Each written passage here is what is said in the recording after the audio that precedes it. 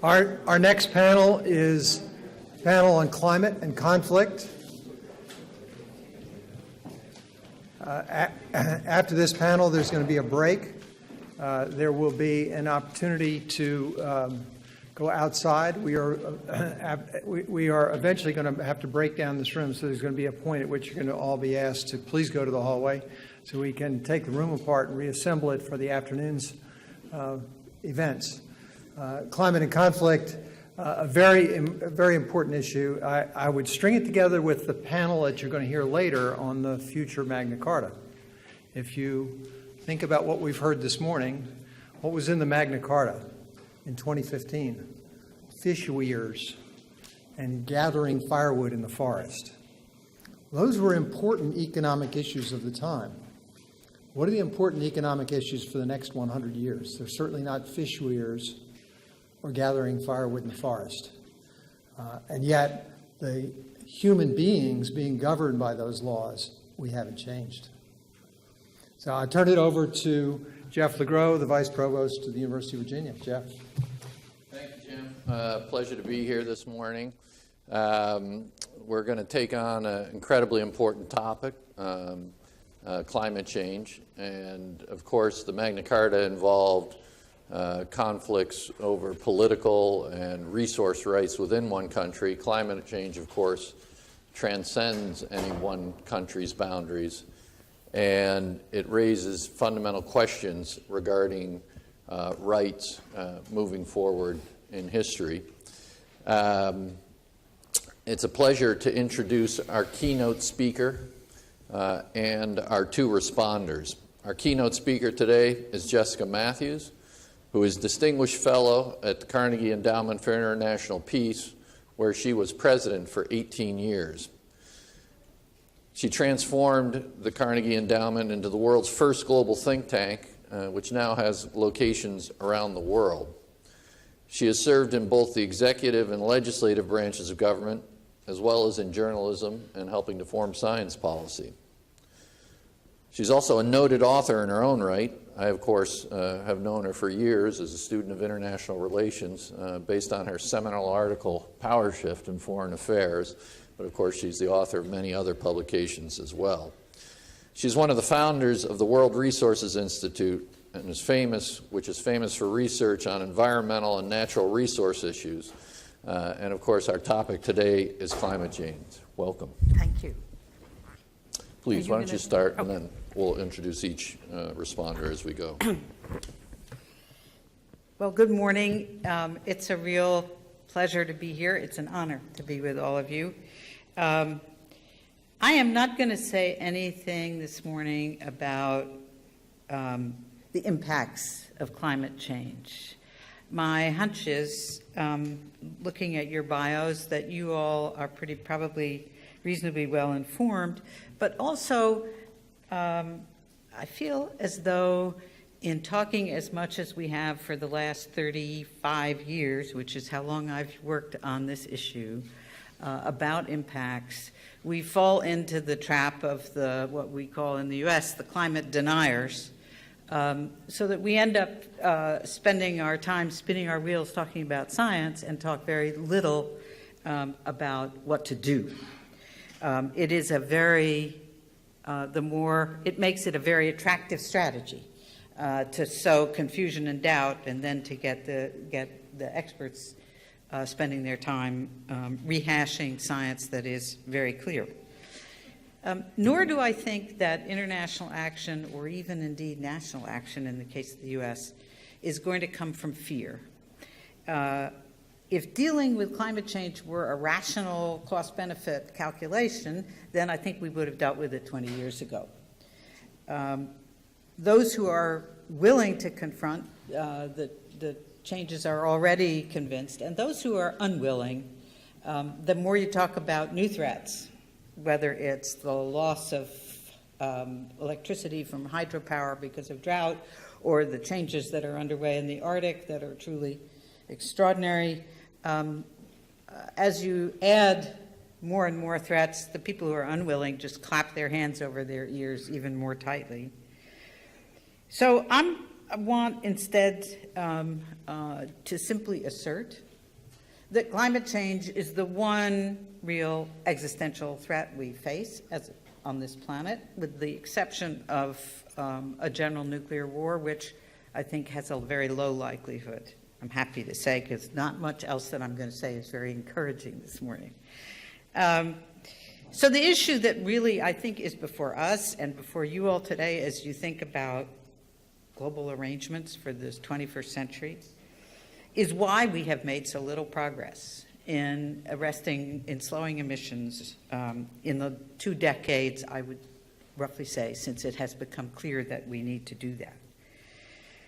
And as a way to begin thinking about this, perhaps a little bit freshly, imagine yourself as a particularly malevolent extraterrestrial of some kind, an angel, bad angel, something, who's been given the assignment of giving Earthlings a really tough problem that they either are going to be able to deal with or will suffer terrible consequences from. And the question would be then, how would you design that problem?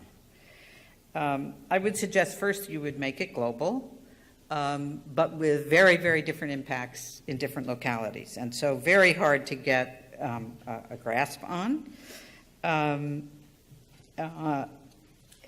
Secondly, I think you would make it very hard to locate, to touch, feel, smell, and extremely hard to measure. Because, of course, you can't manage what you can't measure. And you would probably design a problem that has no single good measurement, that's very hard to pin down, and for which doubt and confusion is easy. Third, I think you would make it slow, incremental change, because humans are hardwired biologically to adapt to quick change. Our whole adrenaline systems are designed for fast reaction. Then I think that while making it slow and incremental, very incremental, its causes should be persistent. That is, once the cause is whatever it might be, is created, it should last for a very long time, perhaps with a half-life as long as a century. And that way, whatever impacts there are at any given moment that are tangible, visible, having an effect, there's lots more in the pipeline still to come that's already been committed to that can't be reversed. Fifth, the problem you're creating ought to be tied to a central basis of the global economy, an absolute necessity of the economy, something everyone relies on. And finally, I think in order to make agreement really hard, you would design a problem where one set of countries had created the problem, and another set had mostly suffered the consequences, and make it even more interesting, where a different set of countries is going to create the problem going forward. And if you draw the dividing line between those sets of countries as between rich and poor, you add a dimension of economic justice and a moral question that makes it really tough.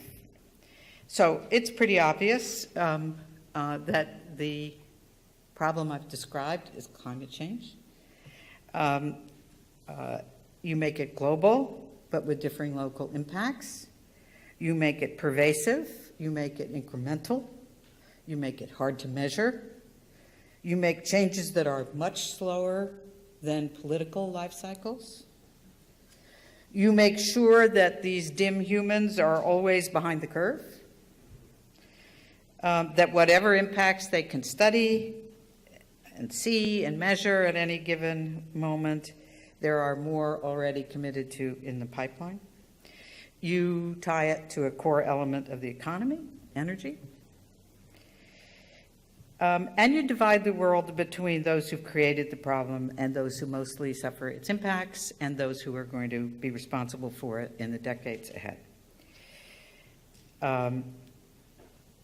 What I wanted to underline with this little exercise is that every aspect of this climate problem, individually and collectively, is as though it had been almost consciously designed by some malign influence to make it really hard, either at the national level or at the international level, to deal with. So what can be done? I think Alden's going to give you a much more positive picture than I am. He's been in the trenches now for 30 plus years. I started working on this problem in 1981, but I've been away from it on a day-to-day basis for a decade, and that gives us, although we have identical views on it, I think, very different perspectives on where we are. But let me share with you what I see as an American. We are stuck. We are a very long way as a country, I believe, from being ready to deal with this at the national level, partly because of the power of vested interests in our Congress, and partly because we are suffering right now from nearly mortal political polarization. We spent a decade trying to enact a complicated measure, so-called cap-and-trade regulation to curb emissions, which ultimately failed. And because of that failure, we've turned to enacting a patchwork of measures by state, by fuel, by sector of the economy, by government agency, and we've had some success with that. But the end result, I think, will be enormous economic distortions and a much greater cost than if we dealt with it rationally. There would be also all kinds of false starts that are very hard to undo. And the question of corn-based ethanol, which is something that has global implications because of the price of food, is one of them. You will know when Americans are finally ready to confront climate change, I think, when this country is ready to take the only intelligent and cost-effective step, and that is to apply a price to carbon. And optimally to do that by returning all that money on a per capita basis to everyone in the country. That will be the simple, straightforward, neat, and fair way to do it, because since poor people spend so much more of their income on energy than richer people, they will get back much more than they have spent. Until that happens, I think we're going to be nibbling around the edges. So we are now about 17% of the global problem. To give you a sense of, in my working lifetime on this issue, we were at 25% when we started, and of course, China has come up, and the good news in India with its new leadership, I think, will be very bad news for the environment, because I think we're going to see India grow and grow fast, and a lot of stifled growth, particularly coal-based, is going to come online.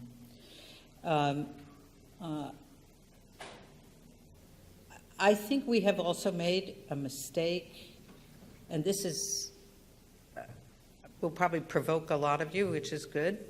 I think we have made an institutional mistake in trying to deal with this issue with 200 countries in the room. There really are only 7 political actors that matter in terms of emissions, counting the EU as a single political actor. And ultimately, there are particularly 2, the United States and China. And I think if we could reach agreement, particularly in the U.S., to move, China is seeing so much dislocation and has at least the advantage of a directional government, that would unlock steps to a global agreement that are very hard to get to in the way we've been trying. So I'm supposed to be seeing, I'm sorry I didn't look at my watch, and I think I've I'm okay? Huh? I don't see the black card, but before I do, let me just stop there and I recognize that, and I usually don't like to do this, but it is my honest feeling, this is not a particularly hopeful picture that I've painted. As I say, I think the world has been in a state where the science has said act for 2 decades. And I don't see us as too much closer. I've said that I don't think that fear will be the motivator. But let me just close by saying I can imagine, and this may be too subtle a change, I can imagine that shock may be the motivator. And the example, of course, is the discovery of the Antarctic ozone hole, where no scientist had imagined that particular chemistry.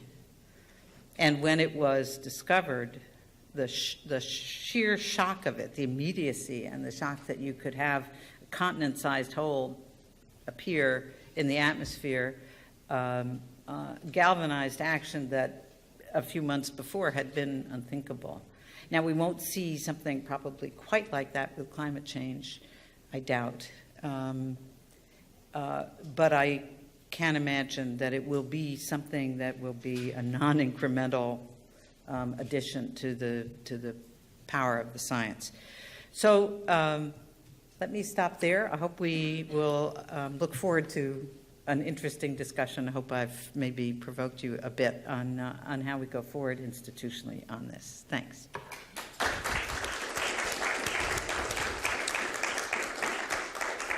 Thank you, Dr. Mathews. We have two more shots for hope today here.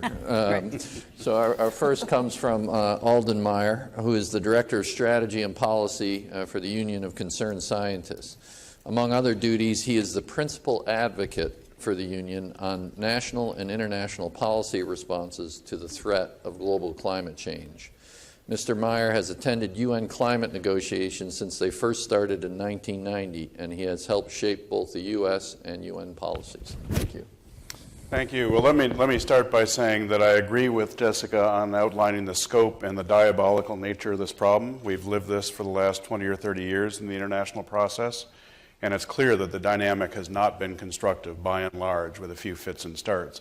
But I do think there's an opportunity later this year with the climate summit in Paris, and I'll talk about that in a minute, for us to start to get this right. And I think the factors that are driving that is, one, a growing recognition by publics and voters all over the world of the reality of the problem, of the impacts of climate change, and of the costs of inaction.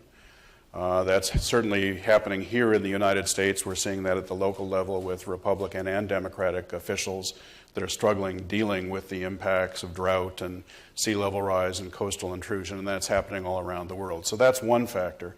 The other factor is the tremendous drop in the cost of the solution technologies, particularly renewable energy technologies like solar and wind, over the last couple of years. If you're working with data that is more than a year old on the cost of these technologies, you're hopelessly out of date. I mean, it is moving that fast, literally, to the point where in many markets around the world, including in the U.S., new renewable technologies are cheaper than the operating costs of some of the existing technologies. It's not, there's not a competition if you look at it fairly and you price it right, and that trend is continuing. So that's one of the things that gives me hope. I'm not going to talk about the dysfunctional politics in the United States that Jessica touched on, only to say that we have a president who is totally committed to trying to get the U.S. in a leadership role and working with other countries to get a deal in Paris, and we have a Congress that by and large is hell-bent in stopping him. And fortunately, under our Constitution, the president has a lot of power in the foreign policy and executive agreement area to try to craft a deal. But Congress, make no mistake, will do everything it can to try to undercut his ability to do that. So let me just say, I think there are signs that leaders around the world are waking up to the costs of failing to deal with this problem over the last couple of decades. At the UN climate summit last September, you saw leader after leader committing to redouble their efforts back home and to work together for an agreement in Paris. You have seen some leaders start to move to cut the perverse subsidies for production and consumption of fossil fuels that the World Bank estimates are anywhere from $500 billion to $1 trillion a year, depending on what you include. But more needs to be done. Jessica is right. We have not come to grips with this problem, but I think there are signs that people are starting to wake up.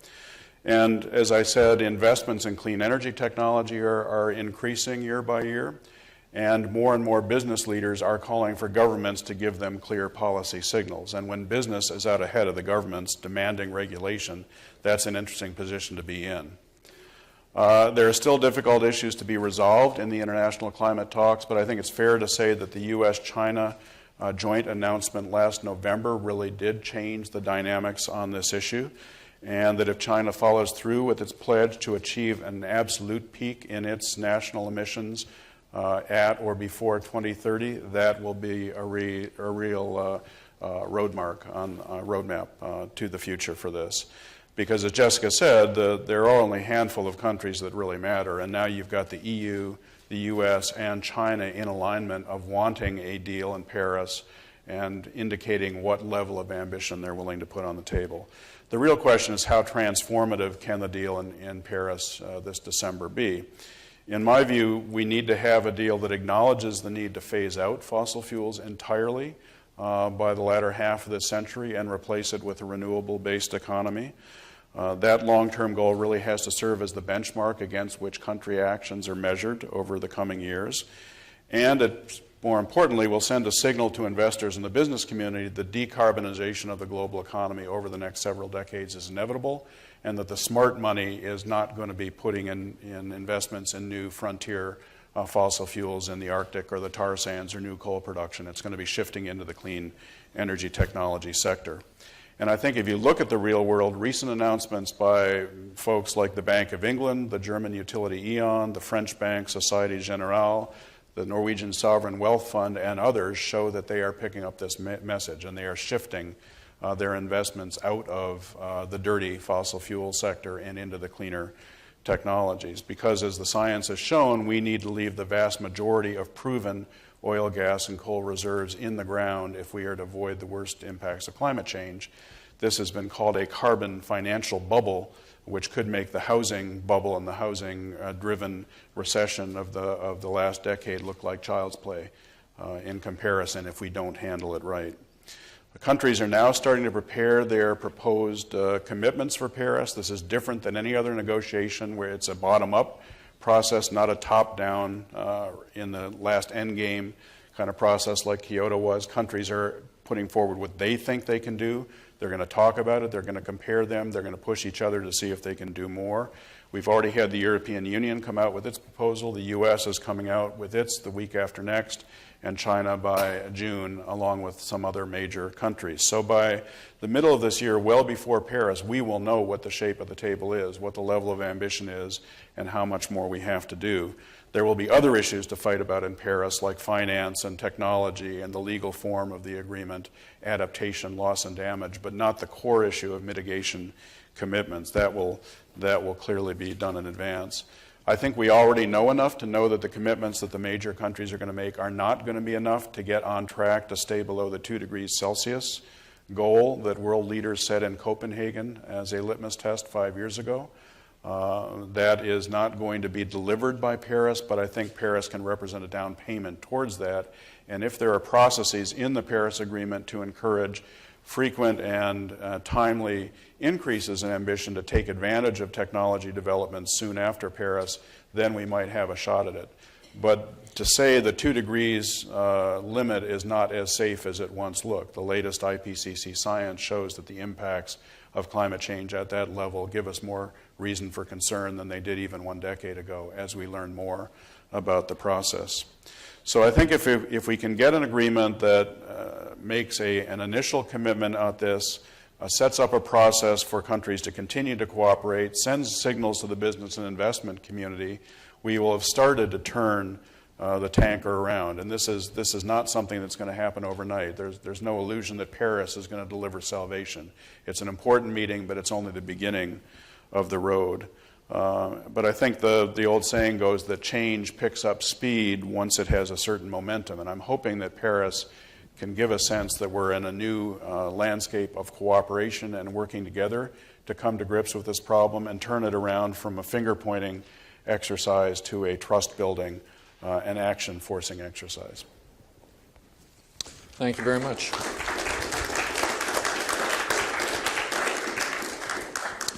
Our final speaker this morning on this topic is Thomas Woltz, who's principal and owner of Nelson Byrd Woltz Landscape Architects. He was named Design Innovator of the Year by the Wall Street Journal magazine in 2013. Many of his projects focus on restoration of damaged ecological infrastructure within working farmland and create models of biodiversity and sustainable agriculture. Thank you for coming this morning. Thank you, Jeff. Good morning. It's a tremendous honor to be here and talk about something that I care very deeply about. And I think what I want to introduce is an idea of scales, of both the very large scale that both Alden and Jessica addressed, but also a very small scale of how we can have an impact as individuals. How we govern our species is fundamental in Magna Carta. How we create a rule of law for how our species should behave with one another. We each occupy an ecosystem within our interests, whether we're lawyers or in pharmaceuticals or in climate change. We each have a sort of interconnected system. And the layer that I would like to insert, particularly for the discourse this afternoon as we look to the future, is there a law, a system of law for the environment, for nature? Can we add as an addendum, each time we talk about pharmaceuticals or women's rights, our potential to steward and tend the earth we inhabit? If we forget to add that into all of these incredibly complex and ambitious goals, if we envision that we succeed, let's imagine what success looks like, and we put an end to these issues or problems, but we haven't cared for the household, if we haven't cared for the garden of the earth, and we have equal rights, and we have political stability, but we have no home to live in, then we have failed in another way. So is there small and large scale increment that we can attach to these discourses each time, adding in this layer of a consciousness of the environment? Our work in sustainable agriculture is looking at large and small scale agricultural production and re-envisioning it by interweaving sustainable and resilient ecologies for wildlife connectivity, biodiversity, stormwater management, plant and animal diversity, erosion control, peeling back the quantities of nitrogen and phosphorus that we're pouring into our land, in many cases unnecessarily. By rebuilding that resilient framework within agriculture, we can have a very, very large-scale shift in climate change. And I think this question of how we feed ourselves may, in fact, be the bridge between climate and conflict. We're already seeing tremendous conflict connected to water, and we're going to see conflict in how we feed ourselves. When I graduated from the University of Virginia, the School of Landscape Architecture, I was perhaps most motivated by the realization that in the United States, the largest contributor of non-point source pollution is agriculture. How we feed ourselves is killing us. So how can we lend, in my profession, the toolkit of restoration ecology, stormwater management, dendritic systems, large-scale thinking beyond political boundaries, beyond really thinking at the scale of the watershed or at the scale of a nation? How could we lend our toolkit in an effort to make these kinds of changes at both small and large scales? It's a real bridge between art and science. I'm heartened by a project that Dr. Joshua Ginsberg with the Wildlife Conservation Society was asked to do, which was a wildlife infrastructure and natural resource management plan for the entire nation of Gabon. And when you start to see a nation thinking at the scale of its entire borders for this kind of connectivity and resilience, this is something I would love to see this discourse attached to each of the other initiatives that are very, very important that were being raised today. Bringing this back to the presidential precinct, which is very small in comparison to the nation of Gabon, our firm has actually worked at the University of Virginia, William and Mary, and Morven, three of the properties that are within the presidential precinct. And so bringing it back to the small scale, imagine if this model of resilient, sustainable systems management, ecology, and agriculture could actually be on display and a living, functioning system within the presidential precinct as a very tiny model of how these ideas of interwoven ecologies and agricultural systems could be observed by the delegates who come each year to the presidential precinct. So even in our backyard, we could have a tiny model that might inspire a new way of looking at our role within our environment. Thank you. Thank you very much. I'd like to invite the audience to ask questions of our panelists. Obviously, a number of significant issues have been put on the table, and so I would welcome questions. Please. So thanks to the panel, and Thomas, thank you so much for your comments. My question is really follows in line with what you've been thinking. How do we find the way to engage everyday citizens in an understanding that climate change is a crisis or an opportunity for them? You know, when I visited Delhi, Delhi now has some of the highest smog in the world. This ties to the comments you were making, Dr. Mathews. Beijing, similar situation. When I think about some of the issues of wildlife, we know that poaching is very much driven by everyday citizens that are finding ways to create economic realities for themselves. So I'm intrigued, I'm encouraged by meetings that happen with 7 nations and the leaders of 7 nations, but I tend to follow the notion that it's social movements that engage individuals. I'd even in some way hark back to our last discussion about gender equality begins when women, everyday women, decide that they want to run for office and participate in the political process. How can we take the knowledge you have in science, the discourse we have in policy, and make it real for average, everyday people so that they're not burning wood and creating smog, so that they're not poaching animals because they are thinking of ways to feed their families? How can we make this an opportunity for them? I think that you're right that change on this kind of scale happens from civil society. I mean, when you think about the United States over the last half century, our 3 biggest changes, civil rights, environmental movement, and women's rights, all came from outside government. And then government, you know, you need both. But the engine was from outside, and the initiative.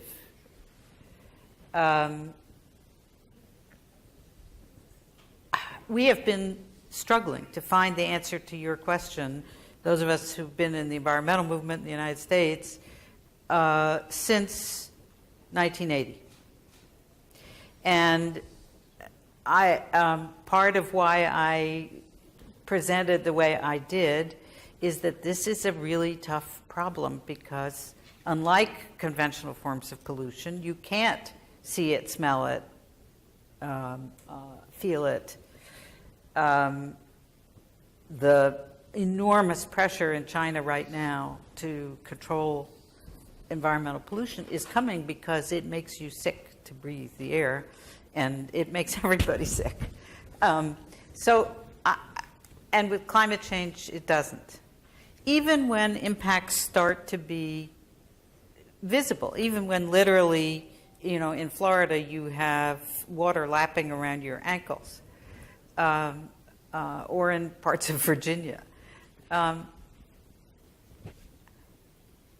it is a different kind of problem. I guess I suppose the bottom line is, answer to your question is, I don't know what works. because the other problem is the change that climate is kind of an average of 15 years of weather, right? So it's very hard to know. For example, in the U.S., we have these agricultural zones that tell gardeners what can grow where they live. They've changed. They're all changed. That tells you at some level and at a level that all gardeners know, climate has changed. So I will only say that so far everything we have tried, different kinds of ways of framing this issue, including religious frames and moral, and nothing has worked. I guess I would say I think it has been a tough issue to get into people's mind at the local level, but I think that's changing. And part of the reason is that the causes of the problem, when you look at the energy sector, coal and oil in particular, are also causes of other problems that people do perceive: public health, asthma, respiratory disease. And the solutions, renewable energy, more efficient vehicles, better agriculture practices, are things that the public generally supports.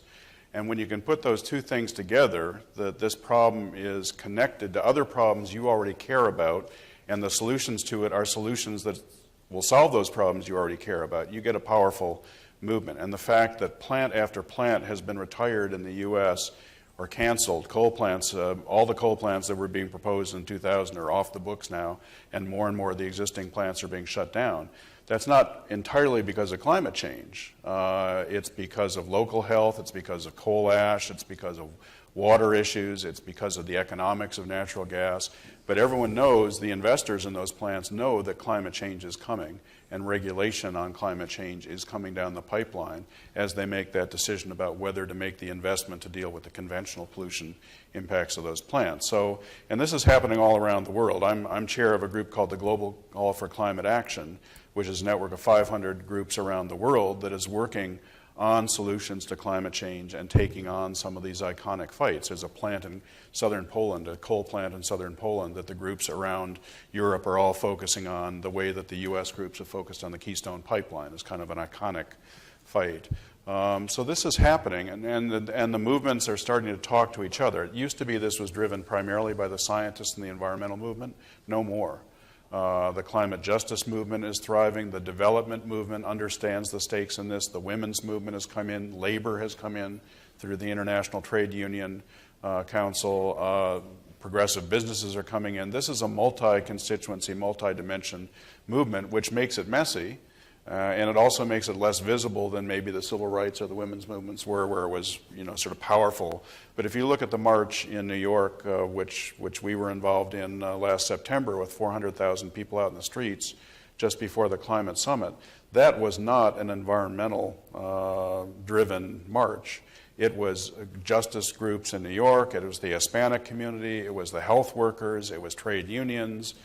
It was a very diverse and powerful march, and that is starting to happen around the world. So that gives me hope that people are starting to come together and understand their stake in this fight. Let's see if we can bring in one more question or two more questions. Yeah, please.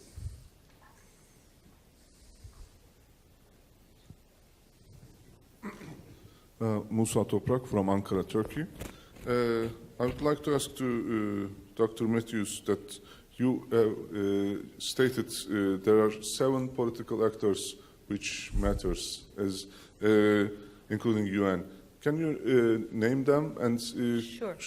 And why it was a mistake to involve all other? What happened to involving all other actors? Is it a matter of time or energy or discussions or political switch? Why did you say that? This is, it's very simple here. That the fewer actors you have around the table, the easier it is to get agreement. Okay, or put it differently, by adding actors more and more and more, you make it exponentially harder to reach agreement. That's all that I was saying there. The actors, and by matter I mean that who, in terms of their aggregate emissions of greenhouse gases. Okay, so India, China, the U.S., the EU, Russia are the, who am I forgetting? Japan, thank you. So, these are, you get up to 80% of total global emissions with a manageable number of actors to take a deal forward with. That's all I was suggesting. I mean, it is important to note the deal has been moving forward in a number of arenas, not just the 195, 200 countries in the UN climate negotiations. There's also been the Major Economies Forum, which was an initiative started by President Bush, continued by President Obama, has the largest 16 emitters. Obviously, the U.S.-China dynamic has been essential in this, and the bilateral discussions are very important in this process. But it's important to realize that the UN process is the only place with legitimacy where all the countries come together, including the countries that are suffering the impacts of climate change, the small island states, the least developed countries, Bangladesh, others, that are not represented in these powerful forums of the small number of countries that Jessica's talking about. So you need both. You need the big countries working together in fora where they're comfortable and can work out understandings, but you also need the deal to be done, I think, within the UN framework where everyone has a voice and is represented and their interests can be made. And that's a balancing act. Unfortunately, we have a big topic, but a small amount of time. I want to thank the panelists in helping us to cover a lot of terrain in such a thorough and understandable way. And I'm hoping we can continue these discussions over some of our breaks and in the sessions ahead. Please join me in thanking the panelists.